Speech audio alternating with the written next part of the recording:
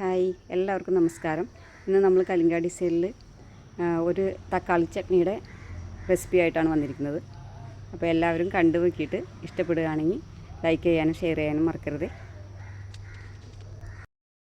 അപ്പോൾ നമുക്ക് ചട്നിക്ക് ആവശ്യമുള്ള സാധനങ്ങളാണ് എടുത്തു വച്ചേക്കുന്നത്.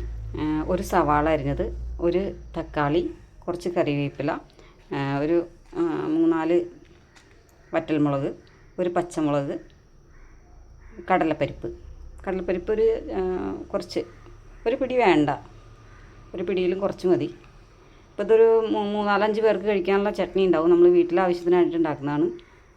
പക്ഷേ ഇത് നമ്മുടെ കാറ്ററിങ്ങിൽ അതേ ടേസ്റ്റിലാണ് നമ്മൾ ഉണ്ടാക്കുന്നത്. ഒരു ചെറിയ കഷ്ണം ഇഞ്ചി,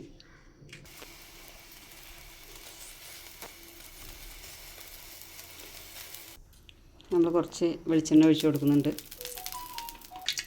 ലേശം കടുക് ഇട്ടുന്നത്, കുറച്ച് കടുക് ഇട്ടിട്ടുള്ളൂ. നമ്മൾ ലാസ്റ്റ് ഇതിനകത്ത് കടുക് താളിക്കാനുള്ളതാണ്.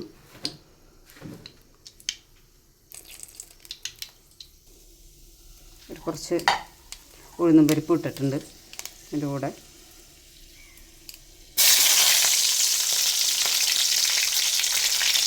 അതിനുശേഷം പച്ചമുളക്, വറ്റൽമുളക്,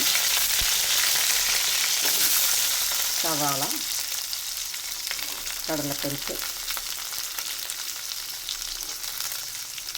തക്കാളി, വേപ്പില, ഇത്ര സാധനമിട്ട് നമ്മൾ വഴറ്റിയെടുക്കുന്നു.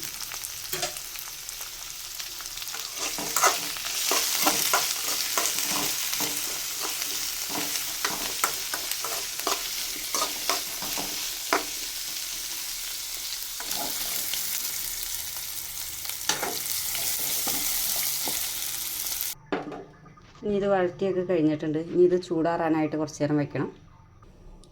ഇപ്പോൾ അത്യാവശ്യം ചൂടാറിയുണ്ട്. ഇതിനി നമുക്കൊന്ന് അരച്ചെടുക്കാനായിട്ട് മിക്സിയുടെ ജാറിലിട്ട് അരച്ചെടുത്തിട്ട് വരാം കേട്ടോ.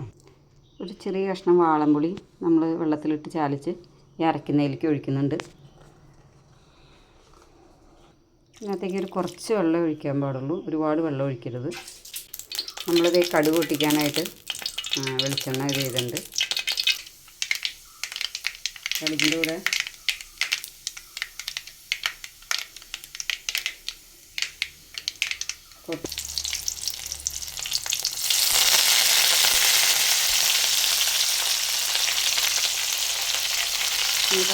വറ്റൽമുളകും,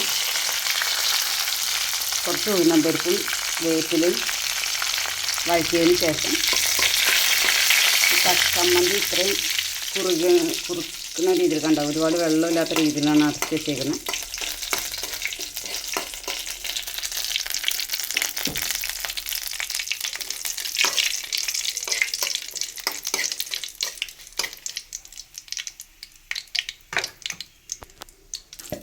ഇതിപ്പോൾ വഴറ്റിയത് നമ്മൾ ചമ്മന്തിയിലേക്ക് എടുത്തതാണ്.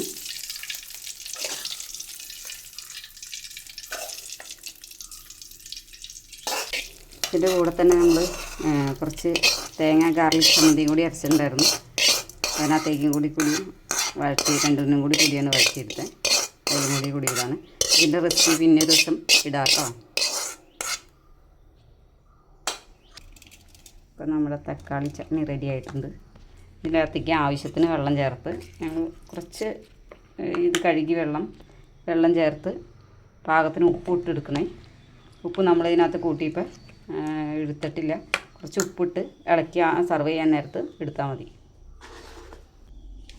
ഇപ്പോഴാട്ടോ നമ്മൾ ഉപ്പിടുന്നത്. പാകത്തിന് ഉപ്പിട്ട് നിങ്ങളുടെ പാകത്തിന് ഉപ്പ് ഇട്ട് യൂസ് ചെയ്യാം.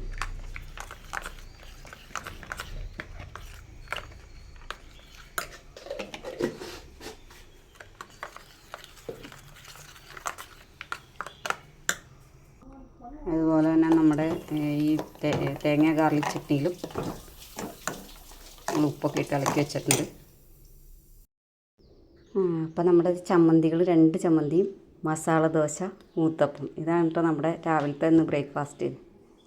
അപ്പോൾ എല്ലാവരും ഉണ്ടാക്കി നോക്കി, ചമ്മന്തിയൊക്കെ ഉണ്ടാക്കി നോക്കി ഇഷ്ടപ്പെടുകയാണെങ്കിൽ ലൈക്ക് ചെയ്യാനും ഷെയർ ചെയ്യാനും സബ്സ്ക്രൈബ് ചെയ്യാനും മറക്കരുത്. Thank you.